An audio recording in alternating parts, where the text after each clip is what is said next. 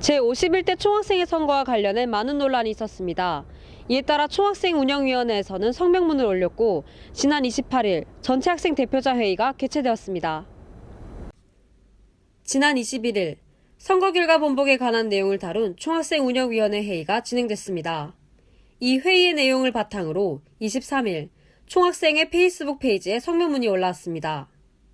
총운위는 성명문을 발표한 이유를 학생자치기구의 최고 운영기구이자 중선관위에 상응하는 견제기구로서 유권자의 알 권리와 투표 권리 행사를 보호하기 위함이며 중선관위가 수차례 중대한 결정을 번복하는 행위가 학생들에게 자치기구에 대한 불신과 무력감을 불러일으켰고 더 이상 이를 묵인할 수 없다고 판단했기 때문이라고 밝혔습니다. 총운위 성명문의 결의사항은 다음과 같습니다.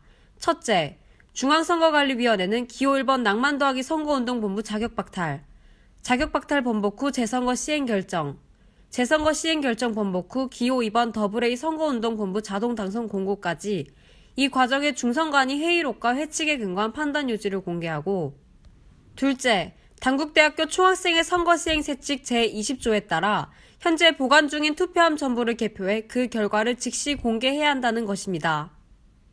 총운위는 성명문의 마지막에 중선관위의 결정에 대한 회의록 및 판단 요지 공개와 투표함 개표 행위가 이루어지지 않을 경우 전체 학생 대표자 회의 등을 통한 의견 수렴 과정을 거쳐 제51대 총학생회 정부회장 선거 결과의 신임을 물을 것이라고 밝혔습니다.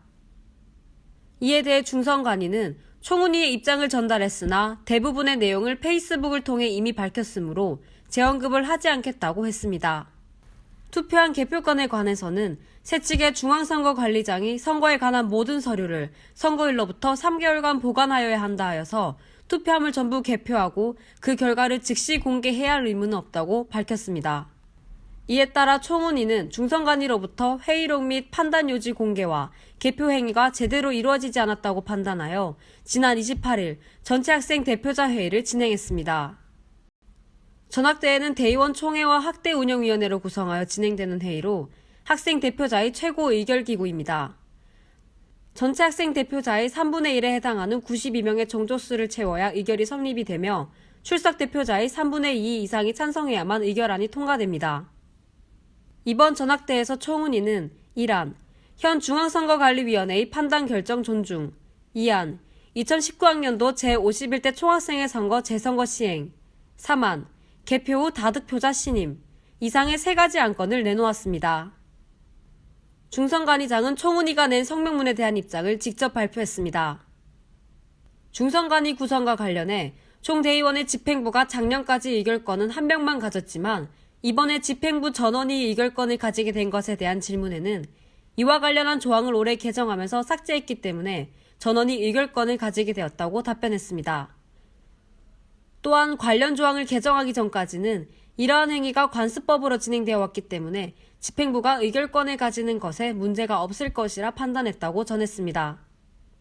선거 시행 세칙에 따라 징계가 내려질 시 반드시 대형대자보와 홈페이지를 통해 그 징계 사유를 즉시 알려야 했지만 왜 진행하지 않았냐는 질문에 대해서 중선관위장은 은폐 의도는 없었고 대자보 인쇄업체들이 당일에 인쇄하기에는 무리가 있었으며 개표 시각인 19시 30분 전까지 개표 준비를 해야 한다는 이유로 현실적으로 불가능했다고 밝혔습니다. 자격박탈 결정 시점에 관해서 중선관위장은 투표 마감일인 14일 당일 오전 11시경에 기호 1번 선본에 개별적으로 통보했고 이에 대한 이의 제기가 있어 재논의 후 18시 20분경 최종적으로 기호 1번 선본의 자격박탈을 확정지었다고 밝혔습니다. 자격박탈 결정 시점에 관해서는 현재 학직은 관습법에 해당되어 민법에 포함되기 때문에 도달주의 원칙이 적용돼 이해 당사자에게 전달되는 시점부터 효력이 발생한다는 점을 들어 공직선거법 제188조 3항을 적용하는 것에 문제가 없다는 답변을 법조인에 전달받았다고 밝혔습니다. 이후에는 자유발언 시간이 주어졌는데요. 공과대학 회장과 문과대학 의장이 각각 총운위와 중선관위 소속으로서 발언을 했습니다. 공과대학 회장은 전학대회가 학생자치 내에서 열릴 수 있는 최고회의임을 강조하며 어떤 안건이 의결이 되든 그 의결안을 받아들일 것을 촉구했습니다. 한편 이때 중선관위장은 3번 안건이 의결됐을 경우 이를 받아들일 수 없다는 입장을 표명했는데요. 3번 안건이 의결될 경우 이 문제가 법적 분쟁으로 번질 우려가 있고 법적 분쟁에서 패소하여 위법이 될 시 이에 대한 책임을 중선관위가 져야 되는 것이므로 이를 수용하기 어렵다는 것입니다. 이에 대해 중선관위가 외부 법조인에 의지하고 학생 자체의 가장 강력한 의결 기구의 결정을 받아들일 수 없다고 하는 것은 학생 자치를 무시하는 행위라는 비판이 있었습니다. 문과대학 의장은 같은 중선관위 소속 의원으로서 입장을 발표했는데요. 기호 2번 선본의 자동 당선 의결에 관한 톡방에 기호 2번 정 후보가 예대의장의 자격으로서 투표한 점을 알렸고, 이에 대해 중선관위장은 과정에 문제가 있지만 그 투표를 제외하더라도 선거 결과에 영향을 미치지 않는다고 말했습니다. 그 톡방을 나가라고 말씀드렸고, 그 과정에서 이제 조금 표현을 하자면 이제 그러니까 제가 좀 업무 진행이 힘들 때 대리인이 있었는데, 그 대리인이 생각할 때는 이 부분에 대해서 재선거와 관련한 부분은 이제 새로운 중앙선거관리위원회와 논의를 해야 된다라고 얘기를 해서, 그래서 그렇게 초대가 된 거고요.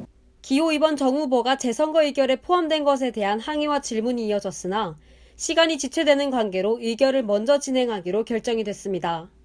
의결은 총 95명으로 정족수 92명을 초과하여 정상적으로 진행됐습니다.